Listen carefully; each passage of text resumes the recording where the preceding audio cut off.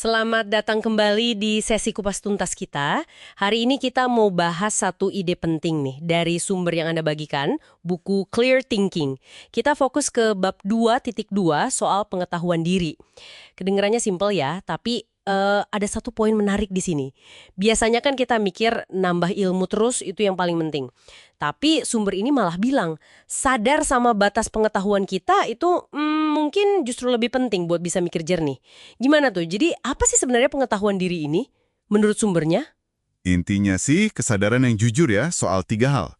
Apa yang kita bisa, apa yang kita nggak bisa, terus apa aja yang biasanya kita lakuin. Bukan cuma tahu jagonya di mana, tapi ini nih yang penting. Berani ngaku apa yang kita nggak kuasai, atau malah nggak tahu sama sekali. Betul.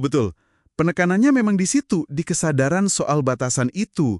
Sumber ini bilang, punya peta yang jelas soal batas wilayah tahu kita itu, wah, jauh lebih guna daripada sekedar wilayahnya luas tapi nggak jelas batasnya di mana. Jadi bukan soal tahu segalanya, tapi tahu persis kapan harus bilang, oke, sampai sini aja saya pahamnya. Ini keahlian praktis banget loh, bukan cuma buat kerjaan, tapi ya buat hidup sehari-hari.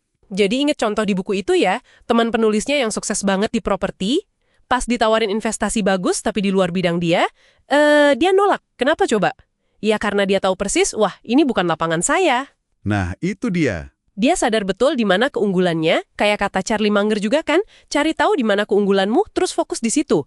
Tapi gimana relevansinya buat kita-kita nih yang mungkin bukan investor gede? Oh, relevan banget. Prinsipnya persis sama. Misalnya, milih proyek di kantor ya kan? Atau mikirin mau ambil jalur karir mana. Bahkan pas lagi debat soal isu yang lagi rame, pengetahuan diri ini bantu kita milih arenanya. Di mana sih kita punya kans buat, ya setidaknya kontribusi yang berarti, atau bahkan menang. Ini soal gimana kita pakai energi kita biar pas gitu, strategis. Kalau nggak sadar ini, wah gampang banget kita kebawa arus, pengen ngerjain semua. Ujung-ujungnya malah nggak ada yang bener. Nah, ini nyambung ke poin penting lain ya. Berani bilang, saya nggak tahu. Sumbernya cukup keras nih ngomongnya.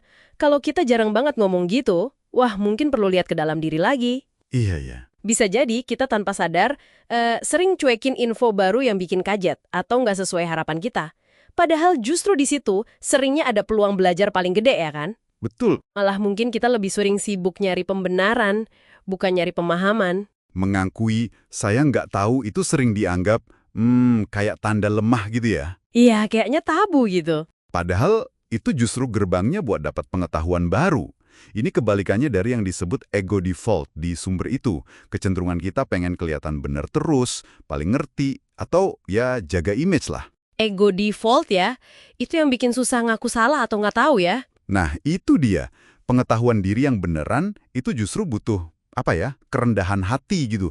Harus bisa bilang, oke, bagian ini saya belum paham nih. Bisa tolong dijelasin? Oke, jadi kalau dirangkum nih, pengetahuan diri itu kayak kompas internal yang jujur gitu ya. Dia nunjukin arah kekuatan kita, tapi juga ngasih tanda. Awas, area bahaya atau ini wilayah asing nih, belum dipetain. Tepat sekali.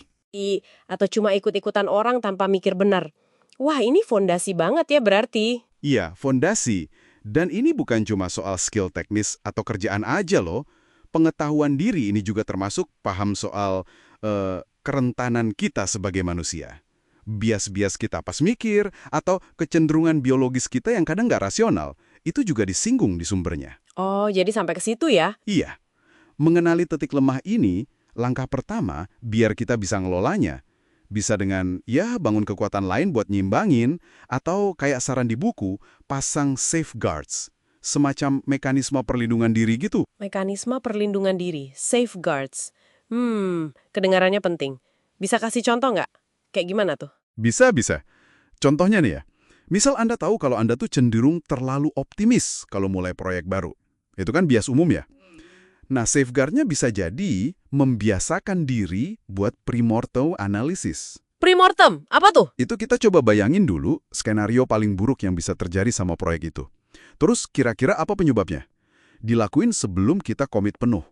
Atau contoh lain, kalau Anda sadar gampang banget kepengaruh sama omongan orang terakhir yang Anda ajak ngobrol. Wah, iya tuh sering. Nah, safeguard-nya biasain selalu cari minimal 2 opini lain yang beda, sebelum ambil keputusan penting. Ini cara-cara praktis pakai pengetahuan diri buat ngelindungin kita dari kesalahan mikir yang umum terjadi. Oke. Jadi nggak cuma diem mikirin diri sendiri ya, tapi juga bangun sistem buat ngatur diri kita. Menarik banget ini. Jadi, apa artinya semua ini buat Anda yang lagi dengerin? Intinya gini, kenal diri sendiri secara mendalam. Apa kekuatan Anda, apa kelemahan Anda, apa yang Anda tahu, dan yang nggak kalah penting, apa yang Anda nggak tahu, itu fondasi utama. Dengan fondasi ini Anda bisa mulai mikir lebih jernih, terus ambil kendali atas respon Anda. Nggak lagi cuma reaksi otomatis karena insting, kebiasaan, atau ya itu tadi ego. Dan ini mungkin ninggalin satu pertanyaan ya buat Anda renungkan. Coba ingat-ingat deh, dalam seminggu terakhir ini, seberapa sering Anda secara sadar berhenti sejenak, terus nanya ke diri sendiri, apa saya beneran cukup tahu ya soal ini sebelum Anda ngomong, mutusin sesuatu, atau bertindak di situasi yang penting? Pertanyaan bagus itu buat direnungkan. Oke, sampai di sini dulu kupas tuntas kita. Sampai jumpa di pembahasan mendalam berikutnya.